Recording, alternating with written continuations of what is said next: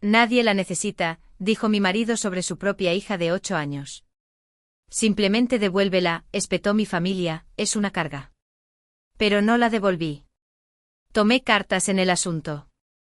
10 años después, sus rostros se pusieron pálidos cuando la vieron acercarse al micrófono y agradecérmelo a mí primero. Ni a su padre ni a los abuelos que de repente recordaron cómo sonreír para las fotos.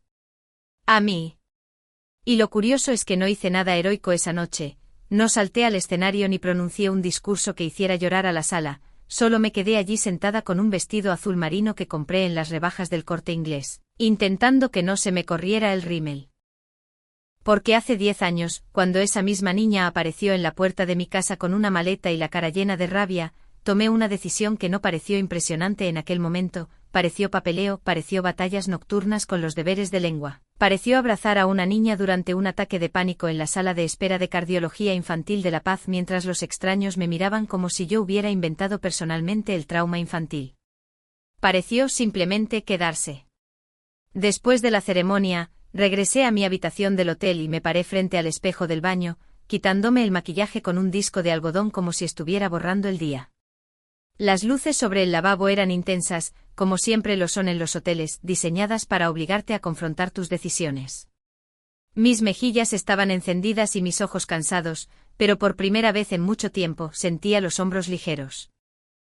Fuera del baño podía escuchar el caos amortiguado de un evento concurrido, incluso en una planta tranquila, alguien riendo en el pasillo, el cierre de una puerta, el timbre lejano de un ascensor.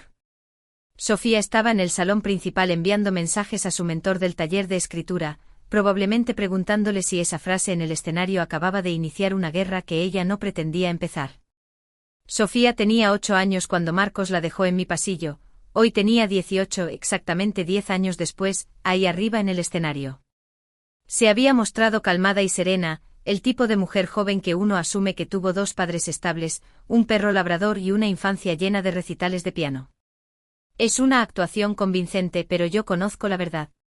Sé que cuando tenía 8 años dormía con la maleta medio hecha debajo de la cama, no porque fuera organizada, sino porque no creía que se le permitiera quedarse en ningún sitio. Esta noche aceptó el Premio Nacional de Literatura Joven, nada de fama de alfombra roja de Hollywood, sino algo real, el tipo de premio que convierte a un chico con talento en un contrato editorial que cambia la forma en que la gente pronuncia tu nombre. El auditorio estaba lleno, el presentador contaba chistes y el fotógrafo gritaba, «Una más, mantened la pose». Y cuando Sofía subió vi a mi familia sentada junta en la segunda fila, como si tuvieran derecho a asientos de primera fila en la historia de su vida.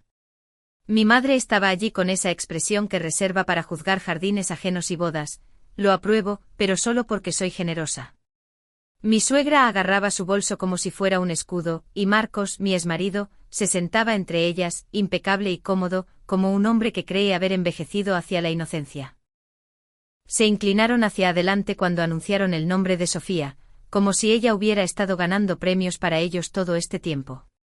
Entonces Sofía comenzó su discurso, agradeció a su editor, a sus mentores, al director del taller que la impulsó y a la bibliotecaria del barrio que le pasaba libros extra y nunca la hizo sentir extraña por querer más. Y luego hizo una pausa, no la pausa dramática ensayada, sino una pausa real, de esas que te hacen aguantar la respiración sin darte cuenta. Mi madre, Carla, me salvó la vida, dijo. Y en ese medio segundo de quietud antes de que estallaran los aplausos, vi 3 rostros hacer exactamente lo mismo al unísono, quedarse en blanco, palidecer y luego tensarse. Porque Sofía no dijo madrastra, no dijo la mujer de Marcos, ni dijo la mujer que casualmente estaba allí, dijo mi madre. Y las personas que la habían llamado carga tuvieron que quedarse allí sentadas en público mientras extraños aplaudían a la mujer a la que una vez intentaron avergonzar para que se deshiciera de ella. No los miré después, no lo necesité. Yo no siempre fui la mujer capaz de sobrevivir al caos, solía ser normal, o al menos algo parecido. Conocí a Marcos a los 20 años, cuando yo trabajaba como maestra de primaria y fingía que no me aterraba la vida adulta, ese tipo de miedo que escondes tras planes de estudio y listas de la compra. Marcos tenía un encanto tranquilo, nada ruidoso ni llamativo, escuchaba, te hacía sentir que tus palabras importaban, lo cual es una habilidad peligrosa en un hombre si me preguntas. Me contó pronto que se había casado antes, a los 19, un matrimonio apresurado tras un embarazo, dos niños intentando ser adultos y fracasando en tiempo real. Había una niña, decía, encogiéndose de hombros como si fuera un detalle menor de la trama. Según él, su ex, Lucía, había hecho del divorcio un calvario, lo bloqueó, se mudó a Barcelona y le impidió ver a la niña. Hablaba como si el sistema le hubiera fallado, no como si él hubiera estado ausente por elección propia. Pagaba la pensión alimenticia por orden judicial, con retención automática de su nómina, y lo contaba como si eso demostrara que era un buen hombre. Y yo le creí porque quería creerle, porque con Marcos sentía estabilidad. Nos casamos, compramos un chalet adosado modesto con su hipoteca y su jardín, el pack completo de la clase media española. Al principio ambos trabajábamos, yo en el colegio y él haciendo turnos largos como ingeniero en la central eléctrica local, hasta que me quedé embarazada y mi sueño llegó justo a tiempo. Primero vino Pablo y poco después Fran, como si odiara la idea de quedarse fuera. Los niños eran brillantes y curiosos, de esos que los extraños llaman fáciles, como si fuera cuestión de suerte. Pablo aprendió a leer pronto y Fran hablaba como un pequeño catedrático. Dejé la enseñanza para quedarme en casa y Marcos trabajó más. Era el trato habitual y me dije que sería temporal, solo hasta que los niños crecieran. Durante un tiempo no pensé en absoluto en la hija del primer matrimonio de Marcos, y él tampoco lo hizo, lo cual debería habérmelo dicho todo. Una tarde Marcos llegó a casa temprano, demasiado temprano, y cometí el error de sentirme aliviada pensando que quizás sacaría a los niños al parque y yo tendría 10 minutos de calma para tomarme un café caliente. Abrí la puerta y vi una maleta. Marcos entró de la mano de una niña delgada con los hombros tensos y ojos como cristales rotos. Tenía unos 8 años, era pequeña para su edad y tenía una agudeza que no parecía confianza, sino defensa. «Esta es Sofía», dijo Marcos. Luego, como si estuviera presentando una batidora nueva, añadió, «mi hija». Mi cerebro se bloqueó por completo como un ordenador intentando abrir un archivo para el que no fue diseñado. Marcos siguió hablando porque el silencio pone nerviosos a algunos hombres. Lucía me llamó a la hora de comer, me dijo que fuera a recogerla a la estación de Atocha. Dice que ya ha terminado, que ella ya cumplió 8 años y que ahora me toca a mí. Que lo justo es lo justo. Puso una cara como si le hubiera molestado una mala política de devoluciones en una tienda. Ella se va ahora a Londres, añadió persiguiendo a un tipo. Los dedos de Sofía se apretaron alrededor del asa de la maleta. Marcos no se dio cuenta, o se dio cuenta y no le importó. Mi madre está en Benidorm, continuó él, ayudando a mi hermana con los gemelos, así que Sofía se queda aquí por ahora. Por ahora es lo que dice la gente cuando no tiene un plan pero quiere que finjas que sí lo tienen. Sofía soltó la mano de Marcos y se quedó en el pasillo como si estuviera lista para salir corriendo. Me agaché un poco dejando que mi voz de maestra saliera automáticamente. «Hola, Sofía. Soy Carla». Ella me miró como si le hubiera pedido que me donara un riñón. Marcos se rió entre dientes y dijo, «Su madre está como una cabra, acaba de abandonar el nido». Los ojos de Sofía brillaron. Era dolor, no ira, el tipo de dolor que se convierte en rabia cuando no tiene a dónde ir. Más tarde llevé a Marcos a un lado y le dije en voz baja, «No insultes a su madre delante de ella». Marcos se encogió de hombros, «La ha abandonado, es la verdad». «Sigue siendo su madre», respondí. Él me miró como si yo estuviera siendo dramática, y esa fue mi primera pista de que iba a estar sola en esto. Metimos una tercera cama en el cuarto de los niños, compramos un escritorio pequeño y una estantería barata del IKEA. Hice lo que siempre hacía cuando la vida golpeaba fuerte, organizar. Matriculé a Sofía en nuestro colegio público local. Marcos firmó los papeles porque en España, el amor no te da acceso a los informes médicos de un niño, la autoridad legal sí.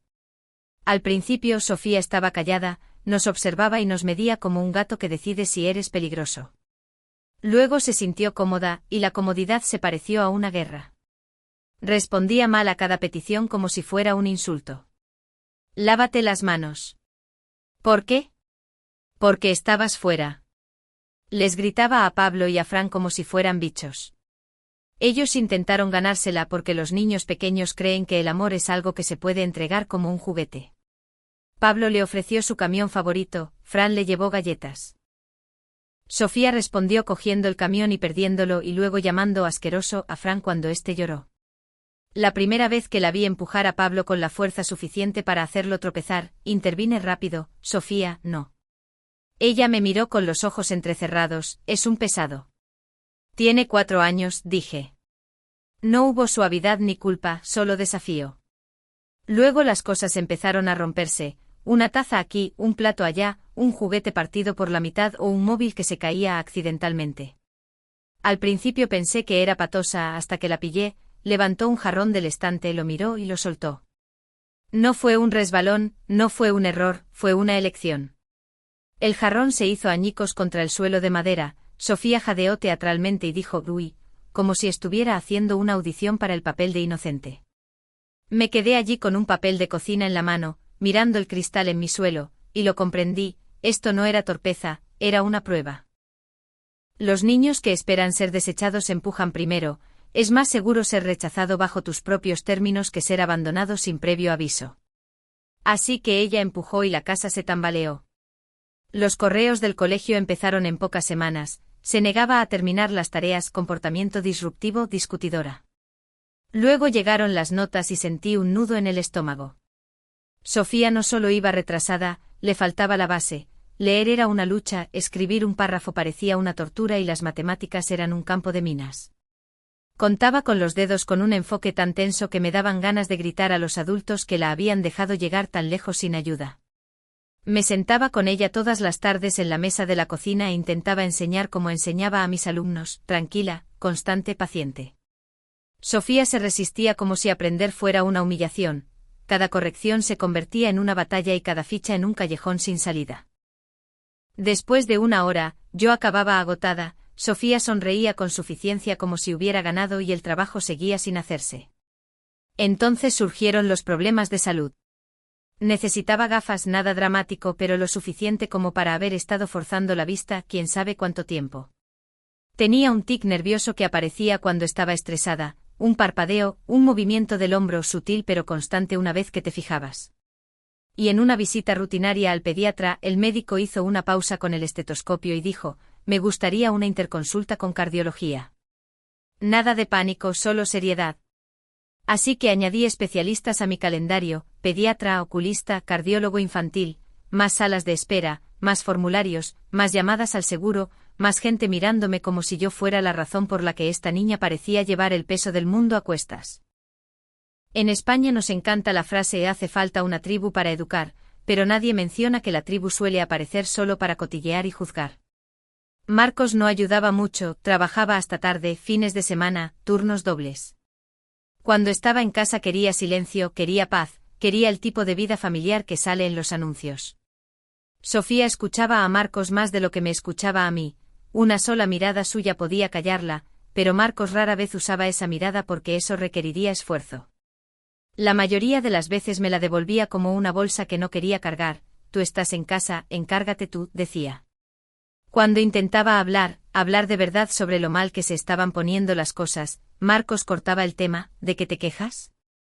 No trabajas, no nos falta el dinero, eres maestra, si alguien debería saber cómo manejar a los niños, eres tú.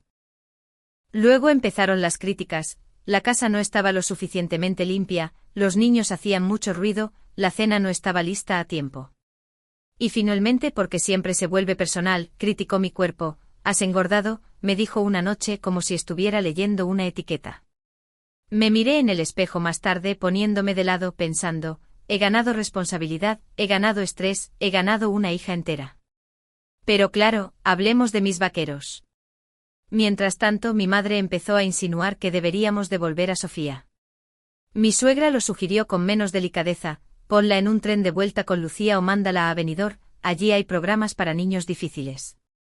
Programas, esa palabra educada que usan los adultos cuando quieren decir fuera de mi vista. Sofía siempre estaba escuchando. Empezó a dormir con su maleta medio hecha bajo la cama, y eso rompió algo en mí que no sabía que podía romperse. Marcos llegó temprano a casa otro día y volví a cometer el error de sentirme aliviada. Pensé que sacaría a los niños fuera, pero en lugar de eso, se quedó en la cocina como si estuviera anunciando el tiempo y dijo: me voy. Sin preámbulos, sin disculpas, sin tristeza, solo una frase de salida. Luego me habló de Elena. Llevaba tiempo viéndola, lo suficiente como para comprarle un piso, lo suficiente como para involucrar a su abuela, una mujer dulce y confiada que ayudó con dinero porque pensaba que Marcos estaba asegurando algo para la familia. Marcos puso el piso a nombre de Elena para que no contara en el divorcio, y me lo contó como si esperara un aplauso por ser tan listo. Lanzó un premio de consolación. No voy a pelear por la casa, dijo, puedes quedártela por los niños. Luego suspiró como si la conversación le estuviera agotando. El único problema es Sofía. Ahí estaba, la niña reducida a un problema. Marcos se frotó la frente. Lucía no la quiere, dijo. Mi madre no puede hacerse cargo ahora. Elena es joven, no tiene experiencia con niños. ¿Y Sofía? Es difícil. Me miró como si la solución debiera ser obvia. Nadie la necesita, dijo con voz plana. Así que envíala de vuelta con Lucía o a cualquier parte. ¿Por qué estamos todos fingiendo que esto es normal? Se me encogió el estómago. Y entonces la vi. Sofía estaba en el pasillo congelada, con los ojos muy abiertos. Lo había oído todo. No dio un portazo. No gritó. Caminó hacia mí como si no confiara en sus piernas. Y luego se agarró a mi cintura y sollozó contra mi camiseta como si yo fuera la última cosa sólida en el mundo. Carla, ahogó entre lágrimas, por favor, no me mandes de vuelta. Por favor, seré buena. Haré cualquier cosa. Quiero quedarme. Todo su cuerpo temblaba. Marcos y yo nos miramos por encima de su cabeza, ambos atónitos porque esta no era la niña mala de la que todos se quejaban, esta era una niña aterrorizada que comprendía que estaba siendo tratada como un objeto no deseado. Pasé mi mano por su pelo, sentí los huesos de sus hombros bajo mi palma y algo duro encajó en mi interior. Esto no se trataba de si ella era difícil o no, se trataba de si yo podría vivir conmigo misma si la abandonaba a ella también. Miré a Marcos. Ella se queda, dije. Mi madre se enteró y gritó por teléfono, furiosa, simplemente devuélvela, es una carga.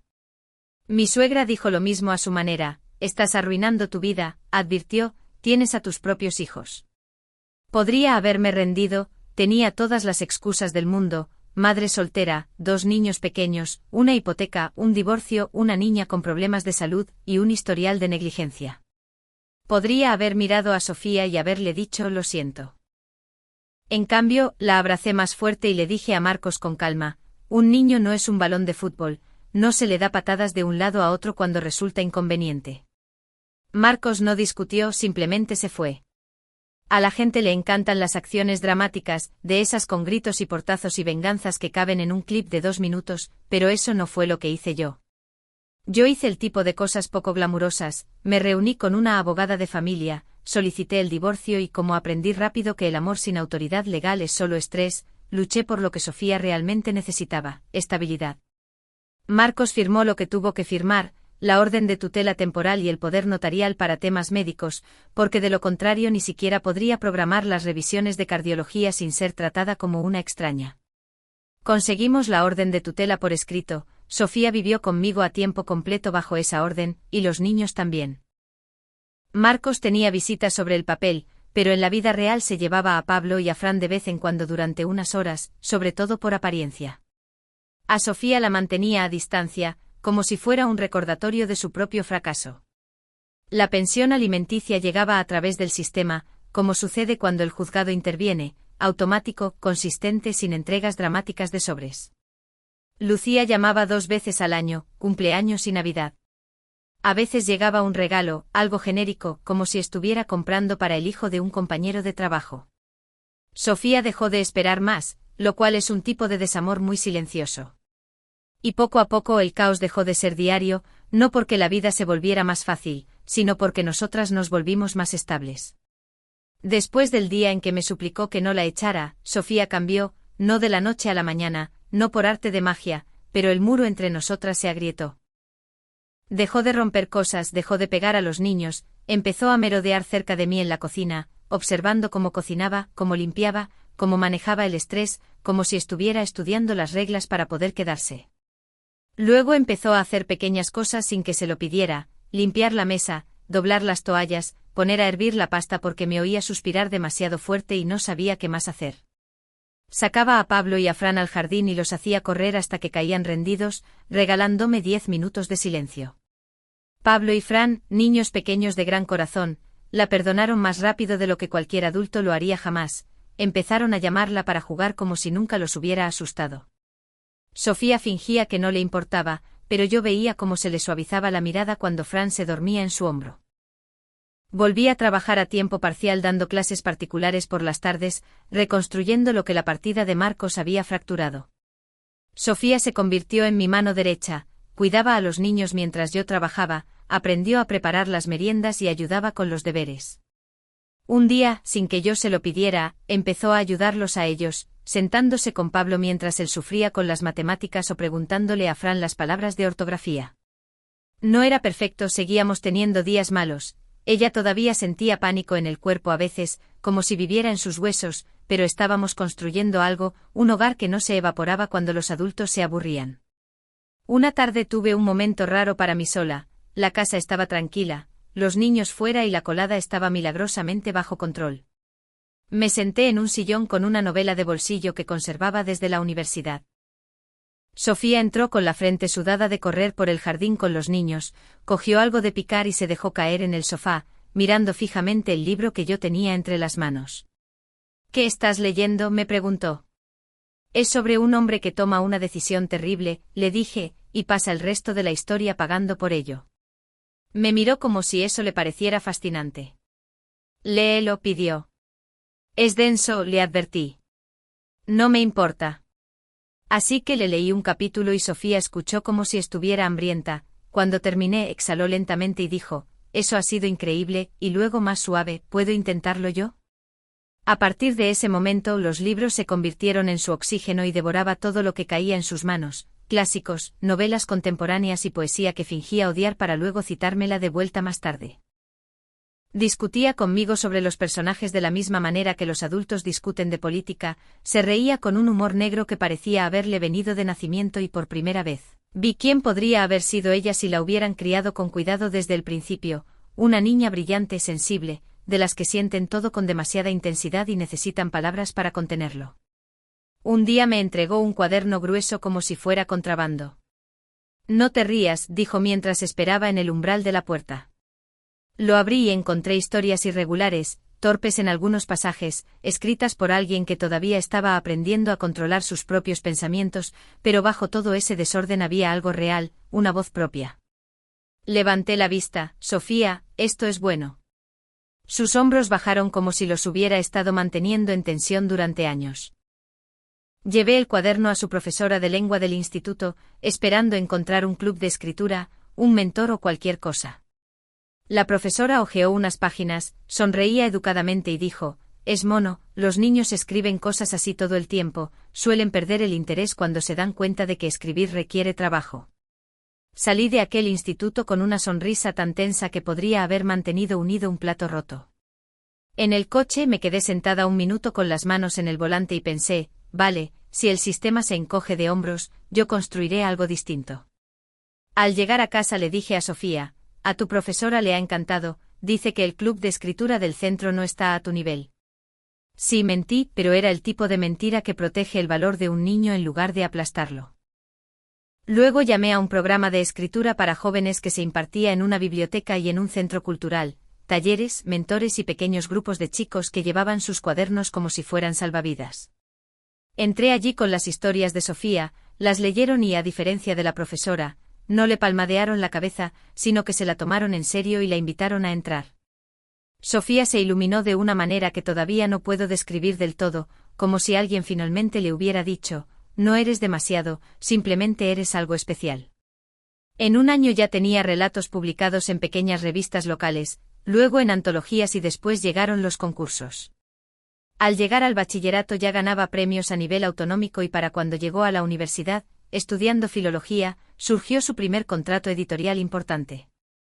Trabajó a tiempo parcial durante todo ese tiempo porque odiaba pedir nada, y cuando me entregaba dinero diciendo que era para la casa, yo lo aceptaba, le daba las gracias y lo guardaba discretamente en una cuenta de ahorros que había abierto para ella, porque si alguien merecía una red de seguridad, era la niña que había crecido sin ninguna. Aquella noche del premio marcaba los 10 años de su llegada. Lo que vino después se fue revelando con el tiempo, lentamente al principio y luego todo de golpe. Lucía, su madre, volvió cuando Sofía empezó a llamar la atención.